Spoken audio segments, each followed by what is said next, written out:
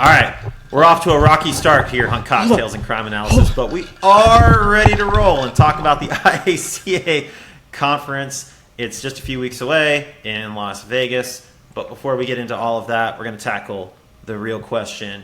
Jason, we'll start with you. What are you drinking? I am drinking a bourbon. It's Blanton's. Oh, the good shit. Yeah. Yeah. So I'm just. What letter do you have on your horse? What? So the bottle caps, it's a little jockey riding a horse, and there's a letter. It says N. N. So if you collect, all of the little jockeys will have a different letter, and if you collect all of them so that they spell Blanton's, you can send them in, and they'll frame them for you. Oh, that's clever. I like that. Yeah. That's fun. I did not know that either. So thank you. Yeah, that's why we're here. We're educating the public, yeah. Nice. Cassie, what about you? I've got myself a Hawaiians-themed cocktail. I don't know names of alcohol, but there's some pineapple juice, there's some orange juice, and there's some rum in it. So whatever you call that. Sounds like spring break in a thermos. Yeah, pretty much. Well, you guys know me. If anything, I'm known for my never-ending humility. And so I have to say publicly, I was wrong. I was wrong about seltzers. I've been trashing seltzers for a long time, a real long time. I've been sitting by the pool all summer drinking my 13.5% Dark as Night stout beers. And somebody was like, hey, maybe you should not do that. Have one of these. And damn it, if this wasn't just absolutely delightful. So they're refreshing. Tonight, this is truly watermelon. It was refreshing and hydrating. I don't know why nobody told me about these sooner. They actually did. I made a lot of fun of them for it. Well, I think we did. Charlie, as you get older, you have to start watching your waistline. And I feel also that your taste buds just begin to go. And so things that were disgusting in your 20s are no longer disgusting when you get into your 40s. Well, Jason, if and when I get out of my 20s, I'll be sure to look for that. Yeah, I'm never getting older than 29. That's fine. Never. Nope. I'm just going to live fast and die young. Well, guys, we got a lot of conference to talk about. The agenda is out. We're just about a week away by the time this is airing. We got a whole bunch of the presenters that we're about to talk to after this. But we also got some presenters homegrown right here at the table week to week. We're going to do a little group exercise, first of all. I think that we all agreed in the pre-show that the presentation that wins the best title this year is Twins, Tacos, and a Life of Crime. Mm-hmm. So everybody gets 2 minutes. Jason, we'll start with you. What do you think that presentation's about? Go. I think there is a game that my children have that is like Taco Cat or something like that, and I believe you will just play that the entire time and answer trivia questions on crime analysis. Okay. Taco Cat, go cheat pizza. There you go. Thank you. Yeah. Cassie, what about you? Twins, Tacos, and a Life of Crime. I think she's going to tell a life story of how she became a crime analyst. It started out being a twin. They ate a lot of tacos. There's some murder, some gangs in there. There's plot twists. There's some real M. Night Shyamalan situations going on. And then she just wraps it up real nicely. Or they wrap it up real nicely. What if she's like the Dexter of crime analysts? Ooh. See? Ooh. Yes. This is where I'm going. That's actually what I was going to say. I think there's a Sweeney Todd situation going on here, but it's modern day. You have twin mothers who are tired of suburban living. They start a taco truck together. It's not working until they start killing people and grinding them up and putting them in the meat. What's in your tacos? Mystery meat. So, anyway, I guess we'll all be there. When is that one? That's Wednesday at 3:30. We'll all be there. I just want to apologize to Jennifer Loper and Juliet Barnes, the presenters for that, who do not know us. And I'm sure that presentation is far better than anything that we've thrown out. But we're going to be there to check that out because that was absolute best title on this year's agenda. Yeah. All right. Also, that is repeated. So it's actually... Yes, it's on there multiple times. So I'll be excited to see the real prompt because it must be real good. Well, yeah. So apparently they're not expecting to get arrested after the first one. So maybe the second one's going to be better. Or are Oh. they serving tacos? So, like, go to them and they're providing tacos. Like, there's a taco bar there. I think we'll know if we show up and they're serving tacos that someone Yeah. listened to the show. It'll be quite flattering. They will definitely win most popular. So, Jason, you are presenting, but you're also the biggest IACA vet that I know. You said that you went to your first one in 2008. So, if you want to give us just a little bit of primer on your presentation, I know it's kind of become a staple. And what else on the agenda are you seeing that stands out to you? Oh, okay. So I am teaching with Seth Potts, and we are also co-authors, part of the team that is writing the Excel chapter in the textbook. So we are kind of happy hour on Thursday, right after your series of presentations. Everyone And need to drink. we will be just answering questions about Excel. So whatever your questions are, whatever you ever wondered about Excel, you can come to this class and we will get your questions answered. And I will be leaning on all the other Excel experts that are in the class, because I always start my classes with asking people to rank their Excel skills 1 through 10, and I surprisingly always have a 9 or 10 ranking in the class, so I will be leaning on them for what I don't know. But our presentation is: you have Excel issues, we have excellent solutions. So check us out, and we will be a breath of fresh air after 4 hours of Charley. Ooh. Dang, shots getting fired. All right, man. Well, you've seen a lot of presentations in your day. What pops out at you from this agenda?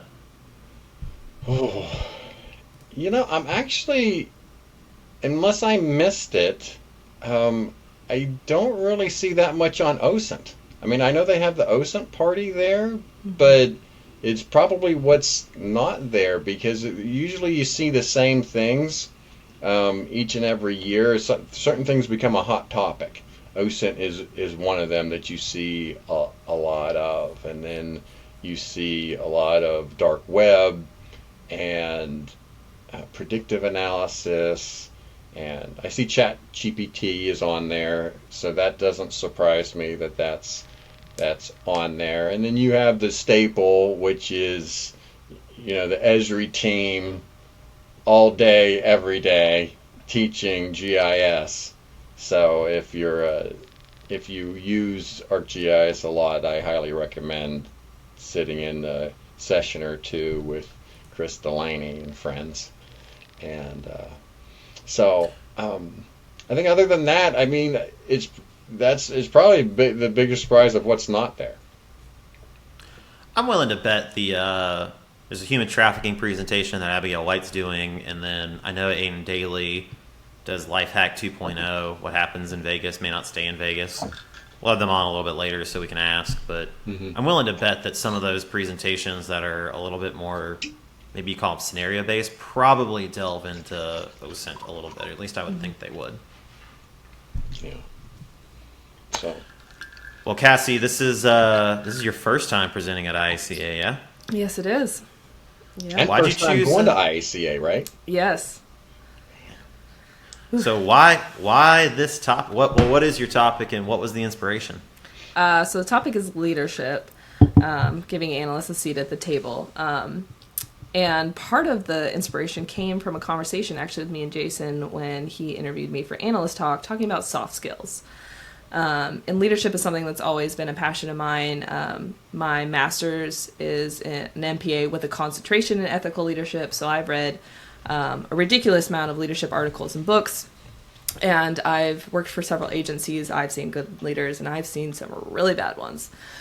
So part of it is going to be just some quick, like, hey, here's leadership skills, and here's the resources, because I can't teach you how to be a good leader in an hour, and we've all been to leadership classes, so that's not the point of it. Here's some resources that I think are great and relevant to any position in law enforcement. And then the second half is going to be a candid conversation. So I'm all about candid conversation. So we have our panel. Obviously, Charley, you're one of my panel members. I really wanted a diverse panel to be able to answer questions from different perspectives. So we have Amanda Bruner coming on because she has worked with analysts from the West Coast over here. Have Caleb Myers coming on from Garner PD. He's been with the same department for a number of years. And then me, who's kind of shifted around in my role. And then you, Charley, who's worked both loose cannon, public and private sector, right? So we have that private sector perspective as well. So I really want to be able to have some candid conversations, have people be able to ask questions about stuff we're facing and maybe how to address it. And my big thing is like, here's these resources. I'm going to hit like real highlight points, but I'm going to give you what you need to go home. And if you are interested in it and if it matters to you, you have what you need to grow with it. Man, that's Amanda's the only sane one of the bunch. Yeah. Yeah. I think that's a really that's a great topic for analysts who want to be leaders, but and want to grow, and obviously that's great. But every conference, I always talk to a couple of analysts who are in not a good spot for one reason or another, and I think a conversation like that maybe just gives you the perspective to stand back and recognize that, hey, maybe you've got bad leaders. Yeah, and that's part of the conversation too. Leadership pitfalls, mental health, assessing where you're at in your role, whether that be just stressful situation from leaders or just a role as an analyst in general. And it depends on. I have a list of questions for a panel if needed, but we will be soliciting the audience for their questions first. When to stay in that situation and when to leave. These are hard decisions to make, and maybe as a giant audience and the panel, we can figure it out together. Truth bombs will be dropped in that room. Yes, 100% they will. All right, so sounds like an awesome presentation. I'm super stoked to be a part of it. What do you see on the agenda that stands out to you? One, just seeing a lot of different uses of Esri, a lot of different topics, deep diving into those, which is super interesting. Something that's always important to me, you brought on the human trafficking topic, which is something very important and interesting, but also NCMEC and dealing with child sex trafficking operations. I feel like that's something that a lot of people they don't want to hear about it. They know it exists. It's a hard topic to talk about, so I'm glad to see it on there.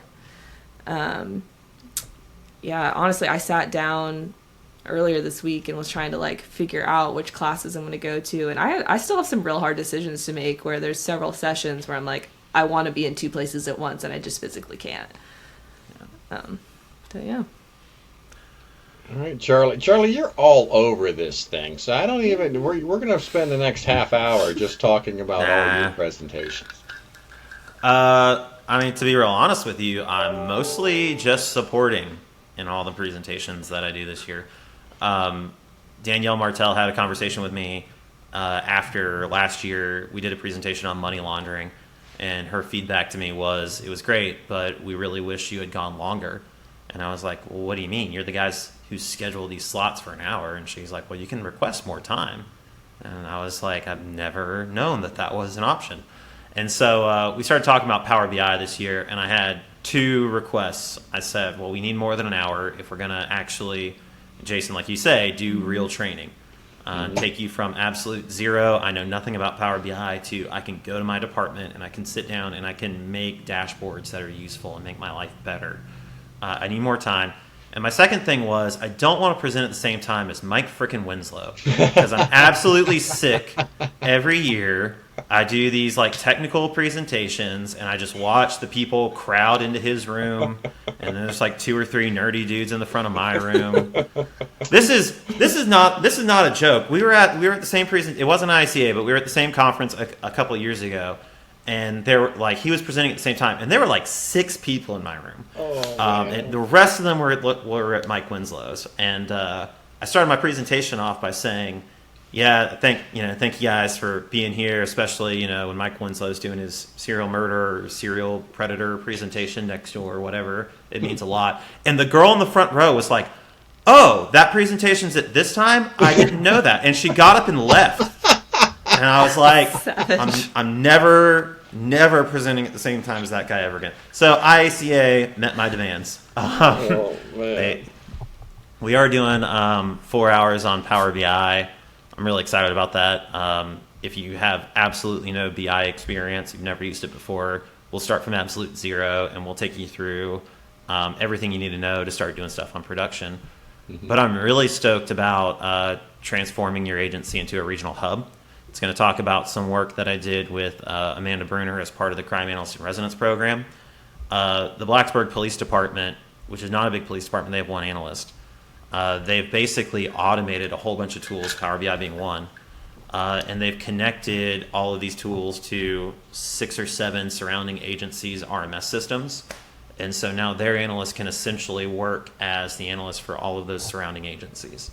And she can create intelligence products, she can create BI style stuff, she can create maps, and all of that's pretty automated. So it doesn't take her any more time to provide those analysis for those surrounding agencies because she's got the right infrastructure beneath her. And achieving that is a technical challenge, and we talk about that, but it's also a leadership challenge. And so I know that their captain and their chief are going to come and present, and we get to talk about that project, and that is really cool. That's probably the one I'm most excited about. 4 straight hours of Power BI is great, but it's hard to get super excited about that.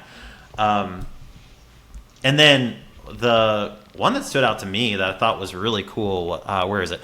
Bits, Bots, and Beyond, everything you ever wanted to know about artificial intelligence. Yes. Jason, I'm a big AI fan. I think that's, if as a crime analyst you haven't started learning about AI, the time is now. Because they're in a very short order, there's going to be a clear dichotomy between those who know how to use it and those who don't. And going to IACP Tech this past year, every presentation was about AI. And I know that there are a couple practical presentations going on at IACA, but that one stood out to me in particular, really getting down into the nuts and bolts of how AI works, I think is really important because there's a whole lot of misconceptions whenever you tell people you're using AI. There's this idea of like, well, there's bias in it, and how is it trained, and we don't know what it's doing, and we can't trust it. And I think as analysts, the first step is being able to talk through those concerns and really understanding at a fundamental level how it works, and that it's probably not going to take over humanity. And then beyond that, there's actual practical applications for it. So that one popped out to me as one that I thought was particularly insightful. So I'm going to be front row of that one on Wednesday at 2:00. As you guys have gone, I caught another one that caught my eye. See another one that caught my eye here, and it's actually exhibitor led, so I gotta, kind of keep that in mind. But it's Beyond Buzzwords, addressing the top 5 technology trends affecting analysts. That is a very fascinating title. So I might go into that one, seeing what that person has to say. Oh, and that's Cognite too. Yeah.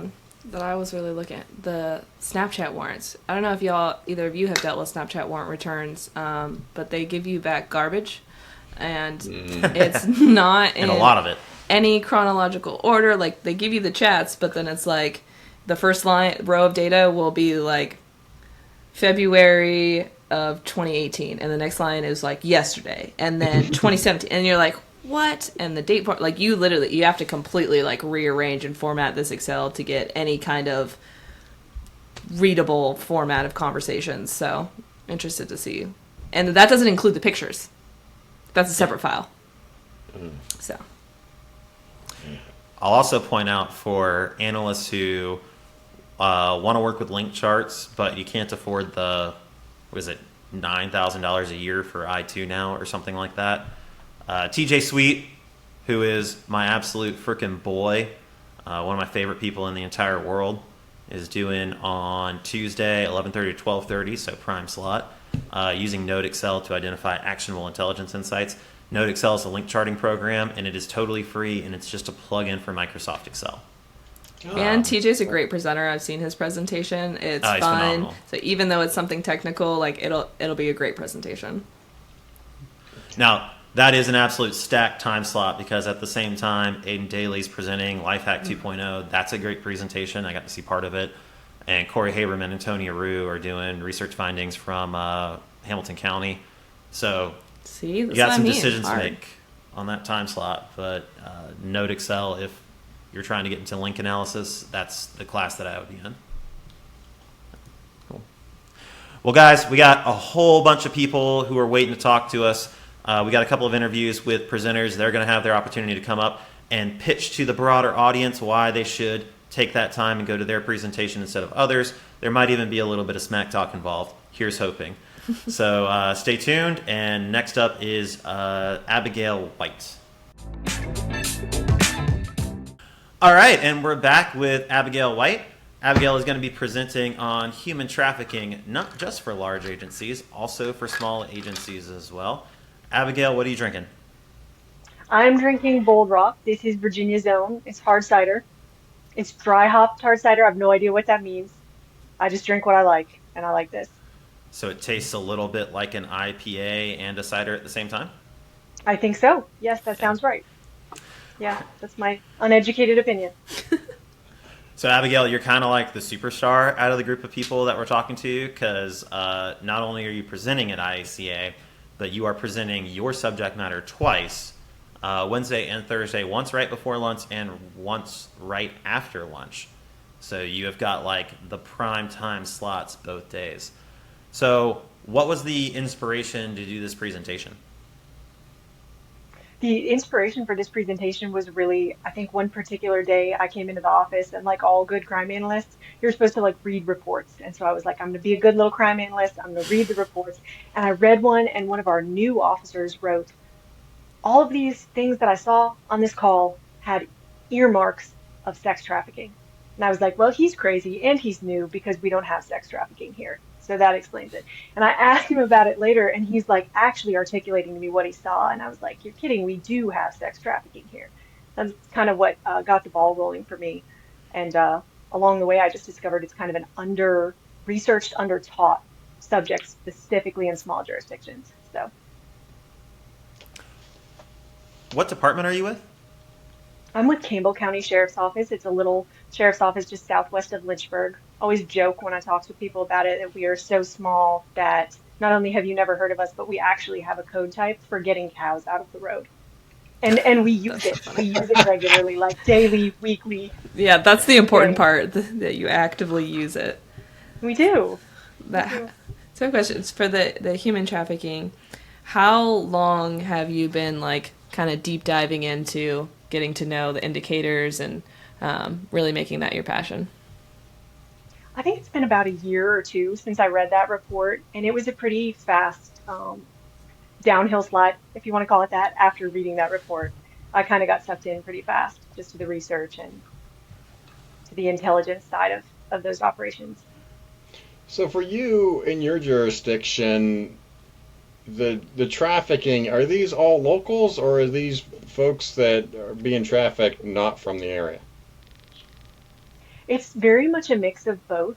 Mm-hmm. And I think that's the biggest challenge that we have to fight in law enforcement's perception of trafficking is there really aren't white vans picking up people by the side of the road and abducting them. It's always going to be someone from your community. It's probably going to be a kid that's a frequent flyer for you. Like if you have a juvenile sex trafficking victim and you say their name, all of the cops who were in the patrol room at that time are probably going to roll their eyes and be like, oh yeah, we know her. She's a repeat runaway. She's a chronic offender. But there are also people that come through the jurisdiction that we've never seen before, and I will try to run them when they come through. And sometimes they're just in and out so rapidly that it's challenging to keep track, which I think is a tool that traffickers use. I can see somebody on Friday morning, and by Sunday morning when I try to pick it up again, I'm like, oh crap, she's already in Greensboro, South Carolina. So can you tell us a little bit more about like the highlights of your presentation? Like, are you going into indicators? Are you talking about like how you track stuff? Like what's the main point? I tried to make it a little bit of something for everyone. So there's going to be indicators and 101 for people who are like, what is trafficking? I've never heard of this before. I've only watched the movie Taken. So we have to advance a little bit further than the movie Taken because that's a challenge in our understanding of trafficking. But also kind of the analytical side that's a little bit deeper for people who need a little bit more than one-on-one, just to say, hey, when I assist with investigations, here's how I do it. It's not the right way to do it. It's just a way to do it. Maybe it's helpful to you. Here's ways that you can generate investigations if that's something that your jurisdiction is interested in. So it's very much supposed to be a something for everyone type of talk, which is a lot to do in 60 to 90 minutes. But we'll give it our best shot, and hopefully people can walk away at least knowing that it doesn't look like Taken. Yeah. I'm sure you do great. I've worked with you on a couple things. I'm sure it'll be fantastic. When you were bringing this up to investigators or command staff or whatever, was there a strong sentiment in the agency that no, this isn't happening here, we're too small for that sort of thing, we get cows out of the road, we don't do human trafficking? And if so, how'd you confront that?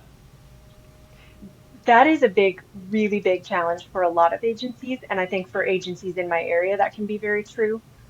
It was not internally when I started. When I started, I actually took it. This is not usually the way I operate because I do have a chain of command, but just because of the way the situation worked out, it was something that I talked about directly with the sheriff. And his support was actually from the very beginning, immediately like, please take this as far as you can. Come back and tell me exactly what you find and let me know if I need to assign additional personnel to it. And that was like the very first conversation that we had. So he's always been supportive, and he never once said, I don't believe it's happening here. Literally, when I talk to command staff in my office about this, there's like deep sighs. There's like, this is so disgusting. This is like, what is wrong with the human race? Some of it is optics, like how do you present those things? How do you start those conversations? Yeah. But I've been very, very blessed to have a super supportive agency. Do you feel like, at least with the jurisdictions around you, you talk a little bit about juveniles, is it more towards the juveniles or more towards the adult side of human trafficking that you've seen in your area? I would say that I have more experience looking at the adult side. That is, you have to be super careful about whether that's the actual realistic situation or whether that's just what I see, because a lot of times folks are not flagging situations as trafficking, so there could be a lot of juvenile sex trafficking that never even hits my radar because none of the elements of trafficking were articulated. So there could be a whole lot more than I see, but I tend to see more the adult side. But it is also a mix. I've seen those situations where you just read an offhand comment that someone made, like this child exchanged a sex act for chicken nuggets or something that the child wanted. And that's technically trafficking, and no one may ever flag it as such, and we may never prosecute it.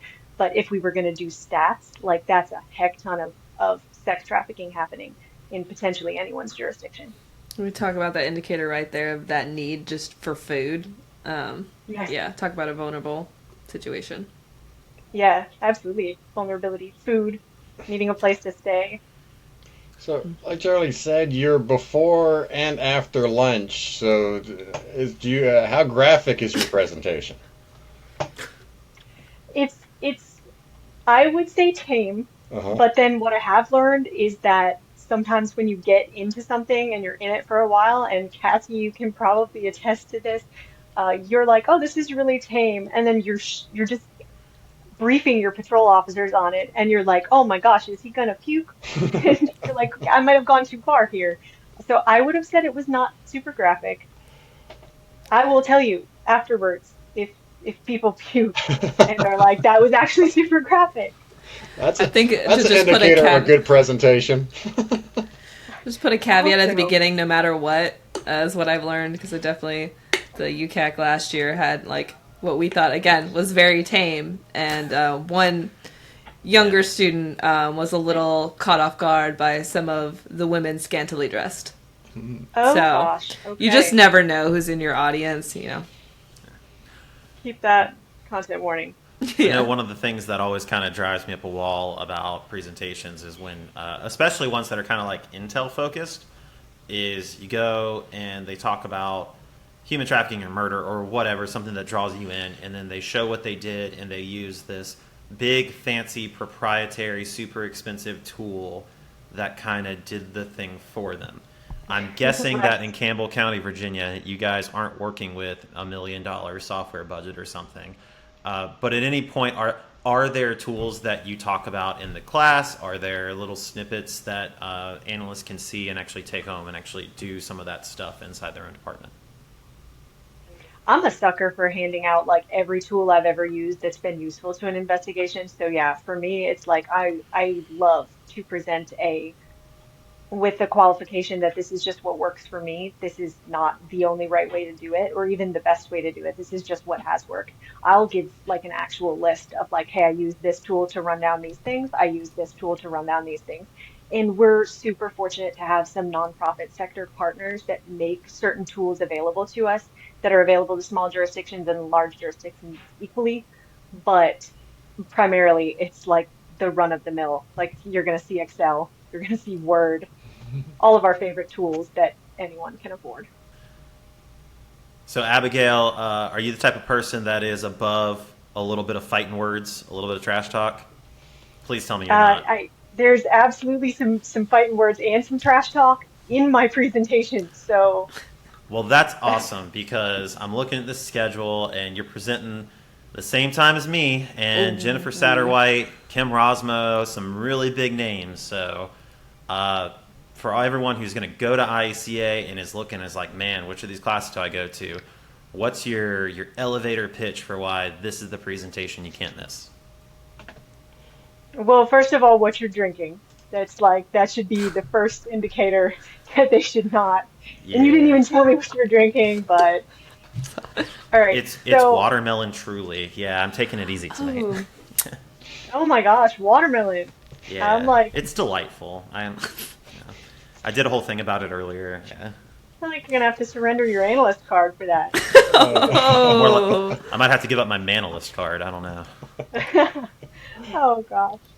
Well, first of all, I think we should have like a running tally. I'm thinking like a whiteboard, like how many people I get in my presentation versus how many people in your presentation, and then stack them up afterwards. I feel like this is the right way to proceed. I'll do it. I didn't know we were up against each other. Oh, Kathy's gonna do it. I'm gonna do it. I'm gonna run for Well, presentation count. Love it. My presentation is in the 4th hour during your presentation. That's a little unfair. If I keep most of that crowd for 2 hours, I'll be pumped. Yeah. Awesome. So I think my pitch, honestly, for my presentation would just be everyone is talking about human trafficking, but a whole lot of everyone doesn't know what it is. And so a lot of what I'm seeing is people call stuff in to the cops, generally speaking, and they're like, there's a white van and you need to come stop this because this is human trafficking. And if you've been in law enforcement for any period of time, you know that you can arrest someone for driving a white van. One, we don't have the bandwidth, and two, that's like a violation of their civil liberties. Because if you want to drive a white van, more power to you. But you will hear some stories of just the strange things that we have gotten called in, because I promise you, teaser, there was one point when the entire patrol squad on night shift was hanging over a gas station restroom bathroom, hanging over the toilet, trying to examine whether or not the call they were on was related to human trafficking. And I am not kidding you. That's the kind of stuff that's getting called in as human trafficking. So if you want to hear how you go from that to do we and can we actually investigate human trafficking in any size of jurisdiction, how do we find it and what do we do once we find it, then you should come to my presentation. And also there will not be any watermelon flavored charges. So is this your first time presenting at the IACA? Yeah, this is my first time presenting and also first time being there, so I'm super pumped. All right. All right. That's Do you have any awesome. questions for us? I think we're all old timers now, multi-visited. Oh my gosh. opportunities. Yeah, please give me your wisdom. Like, I would love to know, is it, I taught this same presentation at IALEA earlier in the year. You got If this. any of you guys have been to both, is it like, compare them for me? Well, that's a good question. I don't know if I'm allowed to talk about IACA publicly anymore. There might be some sort of restraining order. I think against Charley me. has a restraining order against him. A Yeah. gag order. Yeah. Not allowed. This is actually going to Okay. have to be Jason because I've actually only been to IACA. This will be my first year at IACA. Oh, all right. Really? Mm-hmm. You seem like you've been around longer than that. All right. Yeah. So, in terms of the comparing the two, I will say that I always found with IACA they have a big military presence with their association, and that can be felt through the whole week. And it seems like more sworn also go to IACA. And then on the IACA side, you definitely get more civilians, and I definitely think you see more academics. So because of those all those different types of folks, you do get a different feel for both. I think normally IACA has a lot going on, a lot of after hours stuff. I think they're toning it down this year and letting them open up to Vegas, just enjoy the best of Vegas. And so, but there's definitely plenty of opportunity to network and talk to different folks, and it is really an awesome time. I've gone, I think, I want to say I've gone every year since 2008, with the exception of two. With exception, I was going to say, not that makes you old or anything like that. Yeah, except for two. So and it's gotten to the point where it's like a family reunion, because basically the same 60 people go every year, kind of thing. So tell me, Jason, but we what also was get it a lot like? of newbies as well. So you will not be alone in terms of being the new to the conference. Jason, tell me, what was it like going to IACA when I was in 8th grade? Wow, it was a lot of fun, because that was actually, Yeah. to this day, it was the best conference I've ever attended. It was in St. Pete, Florida. I had zero responsibility. I was just there to network and play beach volleyball until I couldn't see the ball anymore, which is like 10 o'clock at night. It was fantastic. To think I was doing math homework. And you were, studying for your pre-algebra exam. Before my very first IACA conference, I'll never forget it. I got approved, and my lieutenant, who was one of the biggest supporters that I ever had, she was amazing. She came in and she told me, she's like, "All right, you've been approved for this," and then she kind of like got this serious tone, and she was like, "Now, Charley," and she kind of got this like maternal thing going on. She's like, "Look, we send people to things like this all the time, and it turns out it really hurts them, their career-wise, so my advice to you is when you go to stuff like this, just stay out of the bar." And I was like, I didn't quite get it. I was like, "Which bar?" And she was like, "All of them, just stay out of the bar." And I was like, "Yeah, absolutely, no problem." So very first thing I did when I got there was go to the bar. And so that was 2018. So not quite been around as long as Jason has, but that was 2018. And literally my very first day there, I went to the hotel bar and wound up hanging out there all night. And I met probably 3 or 4 people, one of whom would wind up giving me a job 2-3 years later, 3 or 4 of which I'd wind up hiring as coworkers. So like, if you're going to these things and you're sticking to the people that you go from your agency, and you're going to your sessions, and then you're going back to your room at night, you're really missing out on a lot of professional opportunities. So that's my advice to you. Yeah, Go so to the come bar. hang out with us. Yeah. Awesome. Okay, so disregard my lieutenant's advice is like the first Absolutely. step. Anything lieutenant said. Now, don't be the person who gets, scraped off the floor the next morning. Like, that's not good. But Yeah, nobody wants to carry you home. Yeah, right. That's fair. 100%. Well, Abigail, thank you so much for sitting down and chatting with us. I'm really looking forward to your presentation. I'm going to have to catch a recording because we're presenting at the same time. But I'll meet you out in the hallway afterwards. We'll check the scoreboard. Awesome. Yeah, I'm looking forward to that scoreboard. Thank you, guys. It's been fun hanging out with y'all. Thank See you in you. Vegas. Take care. Same. And we're back with Dr. Kim Rossmo and Lorie Velarde. I'm actually really excited about this presentation. I didn't mention this in the pre-show, but Dr. Rossmo, your book, Geographic Profiling, was actually one of probably the biggest reasons why I switched into criminal justice back in the day when I was out of high school. My first major was film, and I read your book in a criminal profiling class, and I thought that was fascinating, so here we are. So thank you guys both for joining us. So we'll start off. Ladies first. Lorie, what are you drinking? I'm drinking a margarita. I got salt on the rim and some ice. That looks like a very professionally made Southern California margarita. That didn't Yes. come out of a box. Not out of a box, no. The inner Californian is very happy right now. Yeah. Dr. Rossmo, what about you? I'm just drinking some Canadian rye whiskey on ice. Oh, Crown no Royal. kidding. Crown. That's a solid choice if you're going to go Canadian or rye. Yeah. So thank you guys both for joining us. We were kind of discussing in the pre-show that we think that the two of you might hold the record for longest IACA conference attendees. Do you guys remember the first year that you actually went to this conference?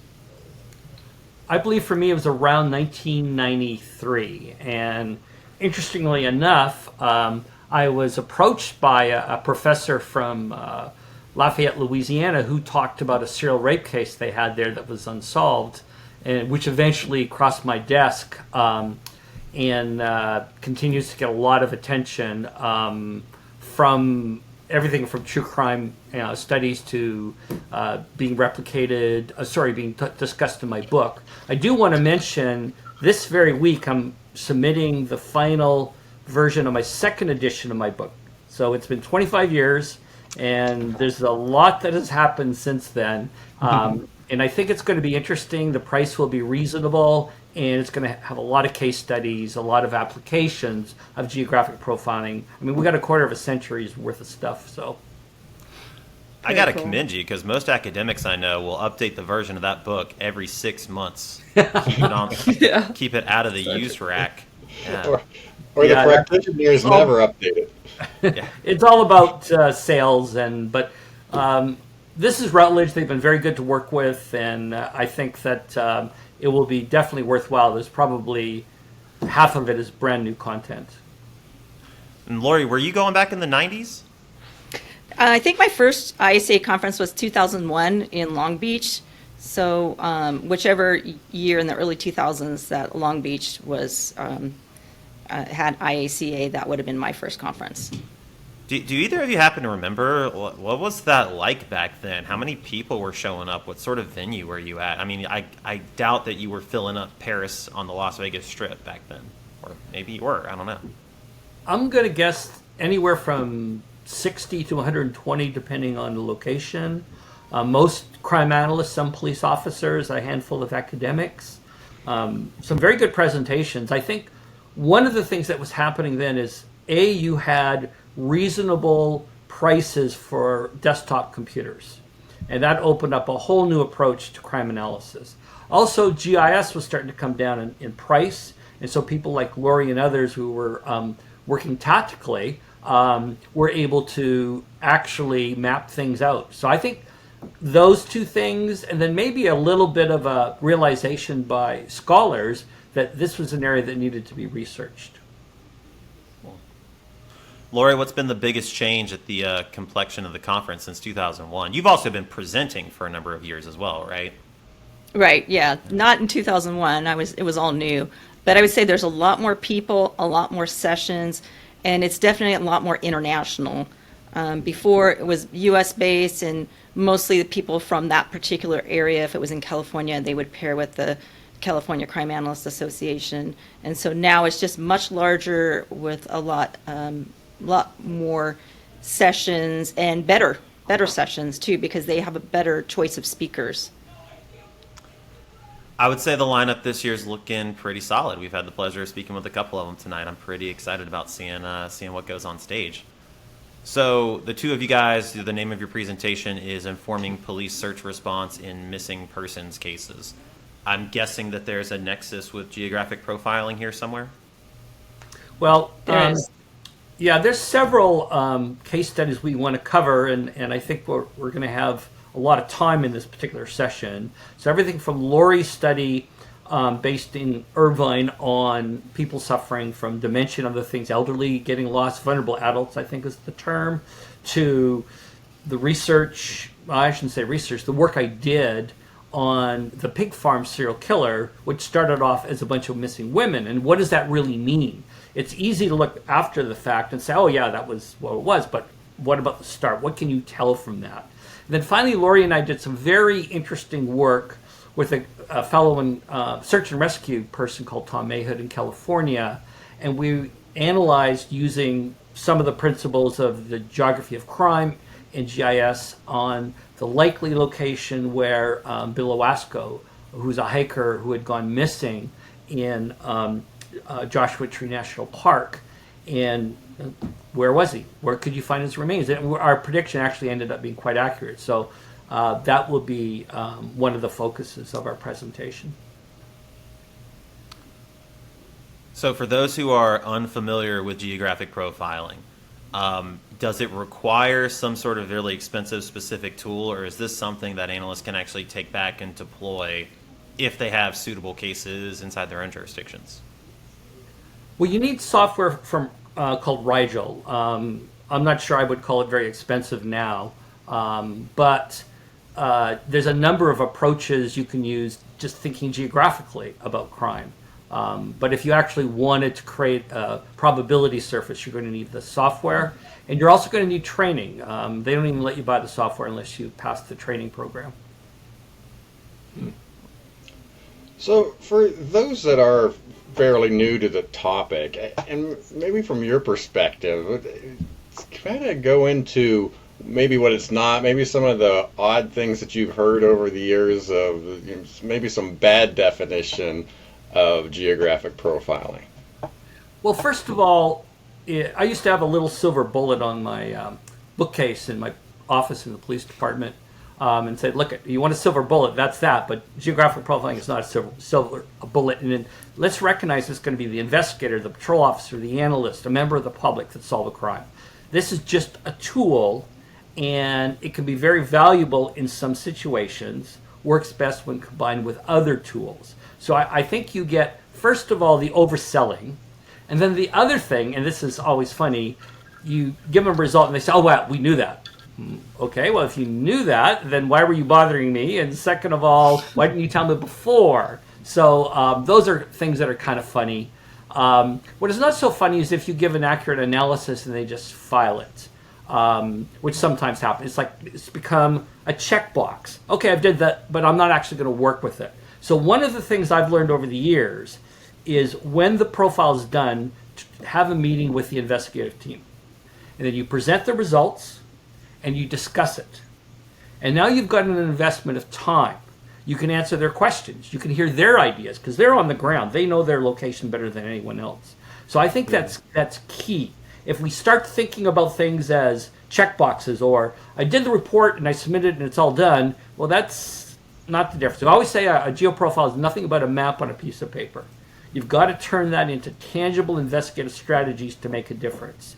And one of the reasons I've liked working with Lorie so much is that she always understood that, and being embedded in the Irvine Police Department, she was able to go out and kick some butt and make them do things. And that's what got the results. So, Lorie, I know that you are, your website is spatialanalysis, etc., etc.com. Are you one of the training providers for Rigel? I am, yes. So I usually teach in California. We have a state certifying board, so I teach a post course on that, not through my own company, but through a post entity, so I can offer that training. And we've been doing that for almost 20 years here in California. But I retired in December from Irvine, and so as now I have the time to offer all kinds of training. And so that's what I've been doing the last 8 months or so, is trying to develop other training that I've seen a need for that isn't necessarily being offered. And I do like the in-person, hands-on, so that people can actually have an instructor to walk them through learning a new tool or learning a new process. I should maybe mention here, originally geographic profiling, following in the footsteps of the FBI's behavioral psychological profiling, focused on major crimes, murders, rapes, arsons. At some point in the late 90s, Tommy Sexton from the South Carolina Research Authority contacted me, and they were hosting a NIJ effort. I think it was National Corrections Law Enforcement Technology Center in Southeast, and they wanted to apply this to property crime. And so Tommy came to Vancouver, and we trained him, we worked with him, and then he went back and set up something in Charleston, South Carolina. And Lorie was one of the first people that take that training in the very first class. And Sexton's effort was sort of a pilot project, but then Lorie and I picked it up, ran a course in California, but then Lorie really got it going in California with getting it post-certified and other such things. And we now have training that's offered in other countries, including a lot in England, Canada. So Lorie played a key role in disseminating this information to the analytic community. When you say property crimes, are you talking about ORC-related stuff, or maybe even smaller cases than that? It could be Yeah, it can be thefts, burglaries, vandalisms, anything that would be a series where you've got some sort of pattern. And it doesn't have to be, it doesn't have to be a homicide or a sex crime, even though it does apply to those. It could be, I've done a lot of profiles on just, vandalisms or tagging cases. The key is being able to link the crimes together. So I'll use the bad example of auto theft from auto. Sometimes those are very generic, but sometimes there's a specific MO, and there's a belief that you got the same person involved. Right now, there's a case in the Houston area where I've been asked to look at it, but the same particular suspect vehicle has been seen in a number of these cases. So we can work with that. If you get DNA or fingerprints, that's fantastic, but specific MOs or signatures can sometimes allow you to link the crimes together, and that's all we really need. So you mentioned that it's been 25 years, and I'm going to show my age here. I took the Rigel training, I think it was 2008, 2009. And I do remember some of the teachings back then and the idea of where you live, work, and play. And so I'm curious with this idea of updating the software and updating the stories and what did you bring into the book, what is technology's influence on that idea of live, work, and play? I'm thinking like with cell phones and being able to find obscure locations on the phone and GPS and all this other stuff. Has that impacted what you guys have seen when you study some of these patterns and trends?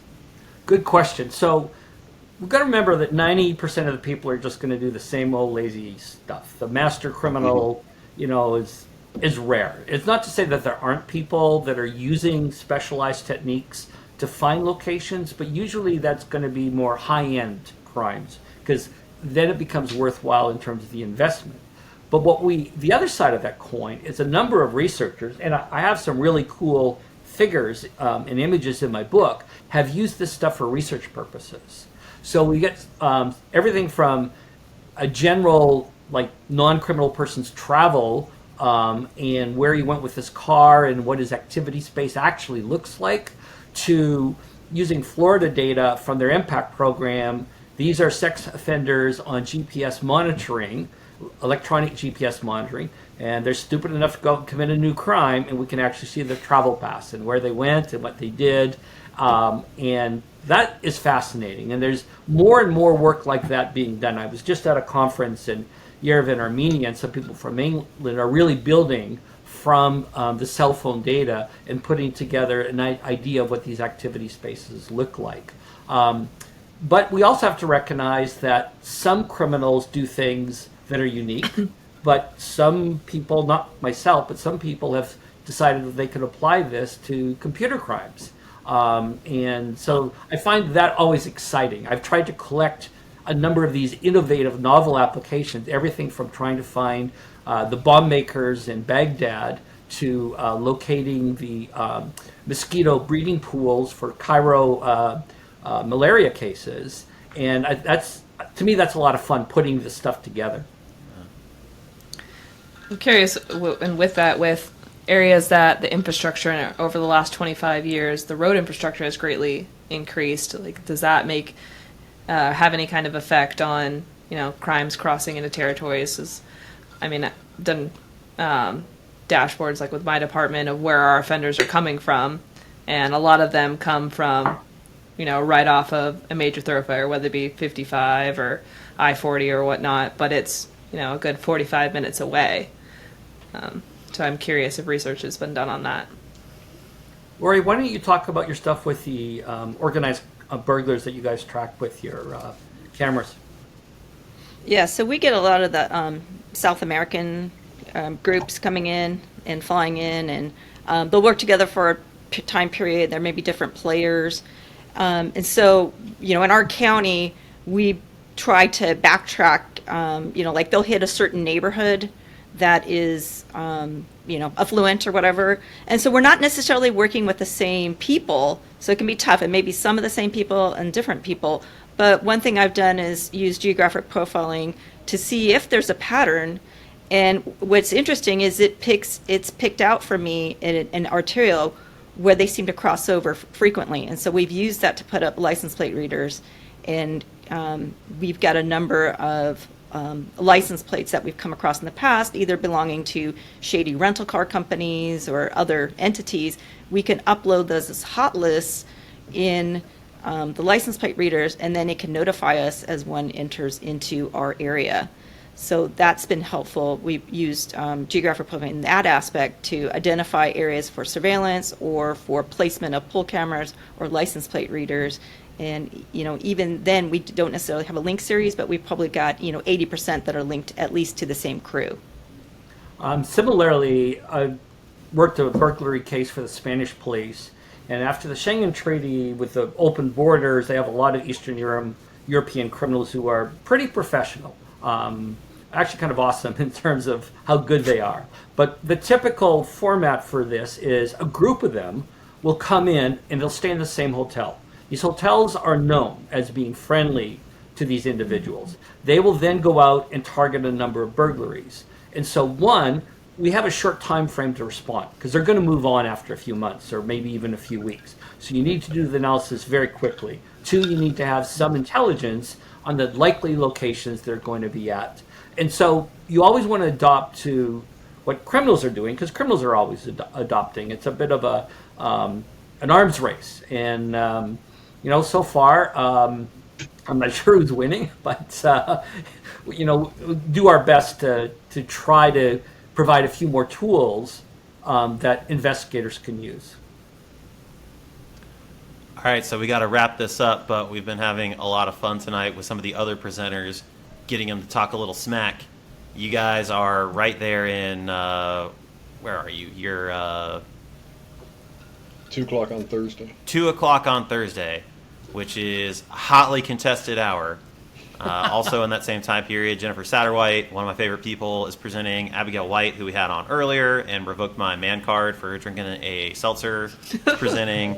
Myself and Amanda Bruner are presenting. So, with your last couple remarks here for everybody that's listening that's going to be at the conference, why should they come see you instead of anybody else in that same time slot? Lorie? Well, because we're doing some awesome research, we're extending the knowledge that's out there, and we're covering something that's extremely important, which is missing persons. And the study actually looks at lost vulnerable adults. These are elderly people primarily that have dementia that go missing, and our research shows that a big percentage of them are dead within 48 hours if they're not found. So it's important that you as an agency go out and look for these people, but you need to know where to look. And that's what our research covers, is where to look, and also other aspects of things that can help the investigation and things that you should be doing as an analyst to try to find that person. So we've got empirical research that backs up our analytic techniques. We've got a lot of cool case studies, which I think people will enjoy. And 3, as Lorie says, missing persons is a hot topic. It's a hot topic with governments, a hot topic with community groups. But what is a missing person? Is it somebody that's wandered off? Is it a runaway that will return? Is it somebody on a walkabout because they're tired of being married? Or is it a murder victim? Is it a husband that killed his wife or vice versa? Is it a serial killer who is preying on vulnerable groups on the street, like street sex trade workers? Remember Samuel Little? No one put that together as a serial murder case. And so the issue of missing persons is really important, but you don't even know at the start what it is. And, that's why these analytic techniques are important. Well, you guys make a very compelling case to skip the 4th hour of my Power BI workshop and head on over. Dr. Rossmo, Lorie, thank you so much for dropping by, and we'll see you in Las Vegas. Very good. See you soon. Look forward to it. Austin Rice, clearly the best background of anybody that we've talked to so far. That's not digital, right? That's like your actual home liquor shelf. That's right, yeah, my home bar. I noticed that there's a whole lot of bourbon bottles up there. It's almost like there's a little bit of a pattern going on here with you and bourbon. What's your absolute favorite? What's your pride and joy bottle on that shelf? I have to say, my pride and joy bottle. I mean, well, gosh, I know love it's a tough question, right? the Knob Creek single barrel is always a solid go-to. But what I love to start getting into is we have a great new distillery in Minneapolis, O'Shaughnessy Distilling, and they make this Keeper's Heart brand behind me, and that's actually what I am drinking currently. But they really knock it out of the park. So it's a toss-up between those two of repping the home brand and kind of the tried and true. Very nice. Jason and I have been talking about hosting a Shot Luck Bourbon Exchange, an unofficial IACA event, somewhere at some time. We're not going to make it super duper public where this might be going down, but we might have to shoot you an invite. You might have to bring some of that stuff from Minneapolis. So Hey, I'll definitely be there for sure. So are you drinking an old fashioned? No, I'm just going with a little bit of Irish whiskey on the rocks. They actually make a really unique kind of blend of it's a traditional Irish mash bill whiskey, but they treat it just like a bourbon in new American oak barrels, so it gives it a really nice kind of that Irish whiskey kind of sweeter finish, but nice flavor profile being in bourbon barrels. See, that's what a Manalyst should be drinking. I'm enjoying. I ran out of watermelon Truly, so this is a cotton candy Truly. It is aged in recycled aluminum. We just and keep you get going down. 12.5 ounces. It's sugar-free. I think there's Splenda in it now. Charley's on a diet. Yeah, I gotta get saving his calories for Vegas. I gotta get ready for the pool at Paris. I hear it's a scene. So Austin, normally last day of the conference, they put the B team on. Not this year. If you're gonna be there on Friday, there is an absolutely stacked lineup, headlined by you yourself. Focus enforcement details, evaluation of data-driven proactive policing strategies in Minneapolis. I always love a presentation that's about evaluating what did the police department actually do based on what the crime analyst told them. So give us the high points, man. What's your presentation about?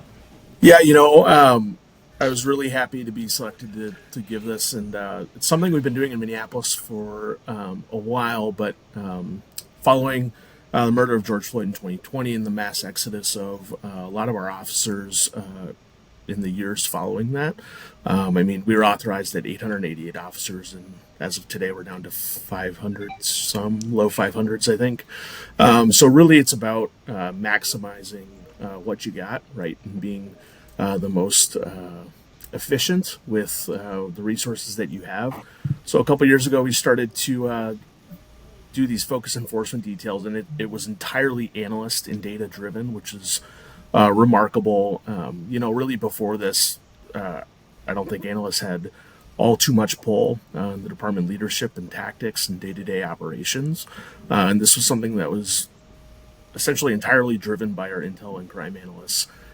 So what the presentation does is it goes over sort of the different iterations of these focus enforcement details. So the first year was kind of just, throwing mud at the wall and seeing what sticks, and really kind of strategizing around how can we pool together our resources and be as data driven and focused as possible. The second year, a little bit more, I guess, strategy behind it, and just kind of regular scheduling. And then this last summer, we've been really emphasizing high visibility patrols, really being purposeful with what we're doing and guiding these proactive patrols, but also kind of what I mentioned before is that evaluative metrics component of it is really ensuring that we're making sure that what we're doing with our limited resources is actually working. So the presentation will go through the different iterations of that. We'll touch on some information sharing with non-police groups, which I know is really something that's emerging. So how do you share relevant information with community-based violence intervention groups, and ensure everybody's on the same page. So, and we'll obviously get into some of the results as well, but it's amazing without giving too much away in it. It's the cops really embrace it, which is fantastic. You see them reference analytical reports in their report writing as well. And it just really makes for a solid case when you end up getting record amounts of gun recoveries as well. That's awesome. Do you guys have some sort of regular data-driven policing meeting a la CompStat? We do prescribe to the CompStat model. What do you call it? You don't call it CompStat. We call it. Yeah. We call it MStat, which is for MStat statistics. Yeah. So And how often can't call is it that CompStat. done? Is this something, are you meeting daily, weekly, monthly? Yeah, so it's weekly. Every Thursday morning, we get together in a big room and go through it. Before our current chief, Chief Brian O'Hara, we did it every 2 weeks, and it just kind of lost its flavor. It was sort of story time. It wasn't very metrics driven. Now it's very punctual, to the point. What'd you do last week? What are you doing this week? What's the data to back up whether what you did worked or not? So a lot more purposeful all around, and it kind of feeds into just being very data oriented and evaluative metrics driven, like our focus enforcement details. Sounds like there's an accountability factor there built in. There is, yep, and it's finding that right balance. And I know that every agency seems to dip their toe in the CompStat water and think that what they're doing is working or what they're doing is not working. So it's an ever-flowing effort, but you got to have that accountability metric, and to have our crime analysts really leading the charge in that is a great change that is for the better. So maybe talk a little bit about the focused patrols and how you came up with the areas, or how they're deployed, times of day, just some of the decisions that went into creating those. Yeah, that's a great question, because especially at the beginning, earning that trust and having the officers let you tell them where to go was a big hurdle. And people think they know what our hotspots are. People focus on longstanding historical crime hotspots, but what happens a lot of time in a lot of proactive policing efforts is people get the horse blinders on and they don't know when to pull back from that hotspot and shift and recognize when some other area is popping up. So one of the things that I think is probably the most important is sticking to a regular evaluation cycle. So we stick to 28 days here. So that's 4 MStat weeks. You get 4 weeks to basically redeploy resources, reconvene, and evaluate what you're doing. And we look at, in Minneapolis, post 2020, the biggest problem for us was gun violence. And the chief and deputy chiefs, mayor, public safety director all convened and agreed unanimously that our number one priority, if we're going to tackle something with our dwindling resources, is gun violence. So a lot of people, one of the things I'll talk about in my presentation is my disdain for homicide as a statistical metric, which I think I talked to you about, Jason, on your show. But one of the things we did is we made an index score, so we call it our gun crime index, and it basically looks at calls for service for shootings, shots fired, shot spotter activations, and reports of person with a gun. It's amazing when you look at these crime hotspots that usually shots fired and person with a gun predicate shootings almost every single time within a couple days of a shooting happening. So paying attention to those lesser non-marquee incidents of recognizing when 911 callers have a great way of notifying you when things are changing. And just because everything doesn't get a police report doesn't mean that it didn't happen. So really being open as an analyst to take in multiple data sources and not get distracted by those marquee incidents like homicides and shootings. So I'll just make the comment, and I don't know how much you're allowed to add to this publicly, but I think it's really impressive that Minneapolis PD dealt with the biggest policing legitimacy shitstorm in the history of the United States. And I know nothing about the area. I would have thought that in the wake of that, almost all proactive policing pretty much dropped to zero. And so I think it's really impressive, and there's probably a lot of lessons for leadership who aren't necessarily analysts and they're not necessarily technical, but I'm guessing there's a lot of leadership lessons to be taken away from this story of how you go from, in 4 years, was it like 500 buildings in the city of Minneapolis sustained burn damage or something, and you've got riots, and you've got 50% of the police department about leaving, to now you've got some successful, proactive, data-driven policing going on in Minneapolis. I think the leadership story there is really impressive. yeah, no, that's a great point, and I'm happy to add commentary because there's not much to add. You're exactly right, and I think what people will get out of this too is even those smaller and mid-sized agencies to show what can you do with limited resources. I mean, when you don't have hundreds and hundreds of officers at your disposal, you have to do something. It kind of gets the creative juices flowing to think like, okay, we're hemorrhaging resources. How do we kind of take a step back, refocus, and tackle this head on? Because the officers that are here are some of the most dedicated men and women I've ever met in my entire life. And those people are the hardest working people. And those are the people that you want out there doing these proactive policing efforts because they get it and they want to get it.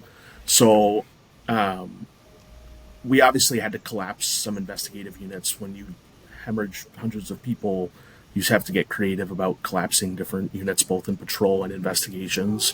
And this focus enforcement detail was kind of the root effort at kind of grounding us in a purpose. There's proactive things that we really didn't do as much, and like foot beats and business checks, as undesirable as foot beats are in Minneapolis in the middle of winter or half the year. But it's it shows the public that we're also doing something, right? And we've been very purposeful we have a media day every week that we do, like a week-long focus enforcement detail. We're trying to show and be purposeful about, hey, here's what we're doing. We're in these hot spots. We're very data-driven. The media day always shows me standing up there pointing at the maps and screens. So it gives people a sense of understanding of we're still here and we're still committed to making a difference. I think that's amazing because a lot of police departments treat whatever it is they do with their analysts as something super secretive. And it has to be done at a black site. And if there's Freedom of Information Act requests coming in, it's terrifying. So for you guys to be going out in front of the public and talking about what you're doing, I think that's probably a model to follow. Yeah, and to double down on that, something our new chief implemented is we actually do CompStat in public every 6 weeks. So we take our CompStat meeting and do it at some new community location across the city. So there is nothing to hide.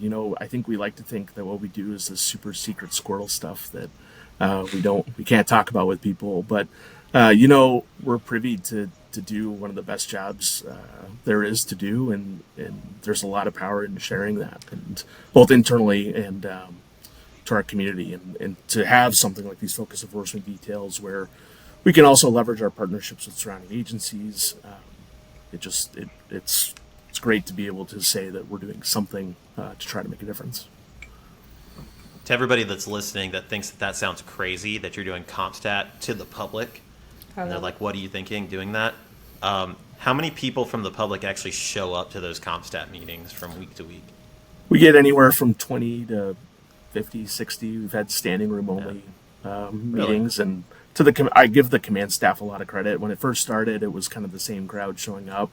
But they've really done a good job of really notifying the right groups and ensuring that interested parties are able to show up. And we obviously offer refreshments, which is always a plus. But I think a lot of people are just eager to see what it is that we're doing, too. And it's just kind of a unique opportunity to showcase the thought and the effort that gets put into our day-to-day strategies. All right, Austin, it sounds fantastic. So for those who want the Cliff Notes version, let's put a bow on it real nice. Why should people hang around for that last presentation on Friday and go check you out instead of any one of the other heavy hitters on the calendar that day? Yeah, I know it's going to be tough, but I think something that I think people will get out of my presentation, something that they can actually take back to their agency. It's not just story time. I'm not regurgitating the horror stories of 2020 and 2021. I really want people to be able to digest what I'm sharing and be able to think critically about what it is that they're doing at their agency and think, yeah, like I can, whatever this looks like for Minneapolis, I think I can suggest this to my home agency and put it into action for whatever problem it is, whether it's gun violence, auto theft, robbery, you name it, but just being purposeful and precise about, again, having data-driven methods, but really that evaluation component in real time, and not being afraid to say, hey, that didn't work, or that did work. Let's try it over here. So I think that's the one thing that I hope people get out and hopefully stick around through Friday morning to be able to take something tangible back to their agency, no matter what size agency they come from, to do something with it, similar or the same. Austin, it sounds great. Hey, man, be sure to throw one of those bottles in your suitcase because there may or may not be an event that would be really fitting for you to bring. Sounds good. Well, yeah. I'll text you offline later. Thanks for dropping by, man. We appreciate it. Thank you. Austin. All right, so next up is my absolute favorite person in the entire freaking world, TJ Sweet. Is it still TJ, or are you like evolving to be Timothy Sweet now? It's still TJ. Still TJ. It will always be Awesome. TJ. I love that about you. What are you drinking, bud? I'm just going pretty cash here with a Michelob Ultra in my best man coaster from my brother. So that's exciting. It says, let me see if I can get it facing the right way. It says, it says TJ on it. Looks like it's reversed, but yeah. So That's you can't awesome. even make fun of it because that's so cute. That's very sweet. Aw, thank you. So, TJ, you're presenting at IACA. Is this your first time presenting at IACA? It is, yes. But I feel like that's a travesty of justice that you haven't been at IACA yet, because you've been all over the freaking place before, yeah? Yeah, I've done a number of conferences the last few years, and it's been really cool to meet a lot of different analysts from a lot of different parts of the country and seeing what challenges are the same, what challenges are different, what solutions are coming from different areas. And yeah, being part of that, being part of the CAR program has been a really cool journey for sure. But yeah, it will be my first time presenting at IACA. So for the analysts who have never presented before and they're about to get up at IACA for the very first time, what's your advice as a guy who's been around a little bit? I think the biggest thing I would say is number one, just like find a flow, like presentation wise, that works for you.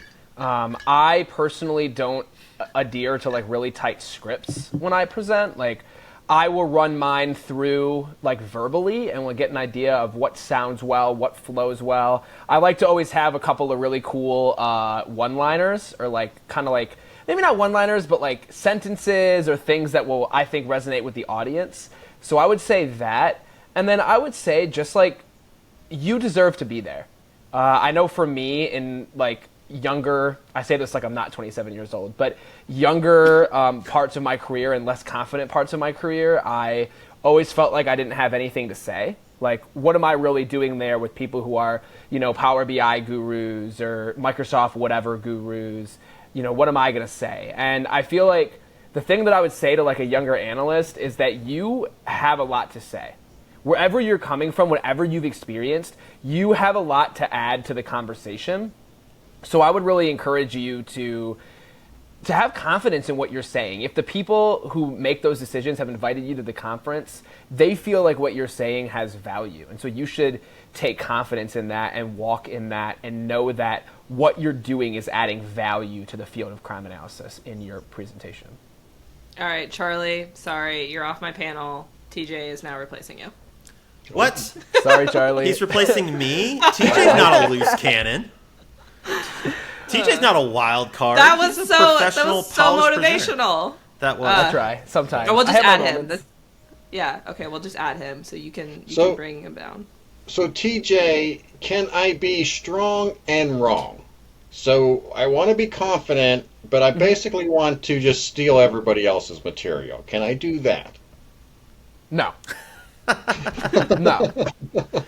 That's a And party foul. if you do that, if you do that, I hope somebody calls you out for it. I hope somebody asks the question like, "Didn't I see that at a presentation a few years ago? Like, are these your slides, or did you work on these with somebody else? Like, what's going on with that?"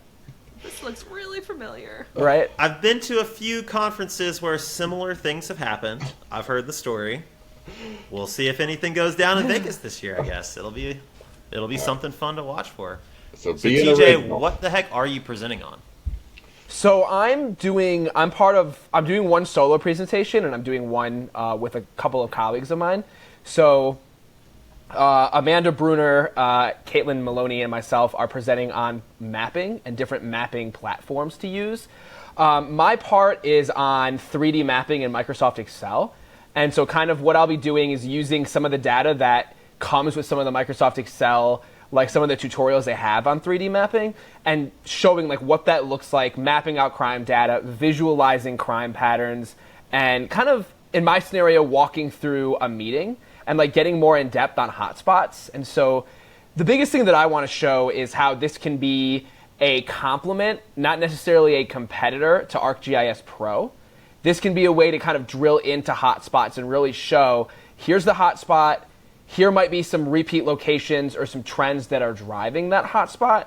Just because, and I'm not trying to, come for ArcGIS Pro or cause any controversy or anything like that, but you can use these different mapping programs and there can be harmony. And Excel 3D mapping has this very useful functionality and way of mapping that I'm excited to show people at the conference. And I'm excited for Amanda and Caitlin to show mapping in Power BI and Easy Map Maker and Google My Maps, just to show that if you don't have an ArcGIS Pro license, that there are these free and low-cost options that are there for you, right? Because not everybody can just afford to, throw a chunk of change at a license. So that's one that we're doing as a team. That's kind of something that we work with a lot in CAR, and so that's something that we're doing. And then I'm doing a presentation on social network analysis. That's one that I've done at C&CA and FCIAA, two of the different regional associations. And I'm doing it this year at IACA just to kind of show what that process looks like in Node Excel and kind of how we can generate a network data set in Microsoft Access. But then beyond that, I'm talking about why we do this and how we can make these products useful for the people we're giving them to, right? Because I feel like sometimes I fell into this trap in my younger career, and I feel like a lot of analysts fall into this trap early on of cool, I did the product. I checked that off the list. It's something that I can do, but is it useful? Are you giving them information to chew on? Are you giving them something that will help them to find the most bang for your buck? And so it's kind of how can you do this, but also what can you do to make it as useful as it possibly can be? But TJ, I would love to do that, but my department doesn't have any money for fancy Google machines or computer doodads. Well, luckily for you, everything that we're going to use involves Microsoft Access, which if you have a Microsoft license is free on your computer, Microsoft Excel, and then an extension of Microsoft Excel, which has a free version that you can use to do social network analysis right away. And so that's kind of the gist. And I would say that's the theme of the two presentations that I'm a part of, is that there are free and low-cost resources for crime analysis out there. Crime analysis doesn't have to be a bajillion-dollar investment. Yes, those tools and making that financial investment will, increase will increase likely the quality of what you can do, but you can get started and you can start doing these things and thinking through these things and creating good products without having to drop a ton of money. So here's the, I know that you're a guy, it's college football season, you're no stranger to a little bit of smack talk during this time of year. Your session that you're doing on Note Excel, it's loaded, man. Got a whole lot of great presentations that same hour. Can you give us the bullet points? Why should everyone come see you talk about Note Excel as opposed to everybody else? I think people should come see me talk about Note Excel because kind of like what we just touched on, like it's something, my goal is to give something that you can walk right out of there doing. I want you to, my goal is for you to be able to use this and do it in kind of an approachable, easy to understand way. I'm not sitting here going through a bunch of Python code. You're not going to see me do any coding, using any Python, using any SQL, doing any of that. I'm doing things that if you're a crime analyst and haven't learned those things, you'll be able to do as well. And I'm walking you step by step through that. So I'm not going into something that requires a PhD or a Code Academy membership or a bunch of programming knowledge. I'm giving you something that will be valuable for you and will be valuable for your agencies and will be incredibly easy for you to pick up. Thanks. Well, it sounds awesome. I'll be there front row. Unless I'm presenting at the same time, I think I might be, so I won't be there at all. But I'll be there in spirit. TJ, always a pleasure to talk to you. Can't wait to see you in Vegas. I can't wait to see y'all as well. Thanks for inviting me on, y'all. See ya. Thank you.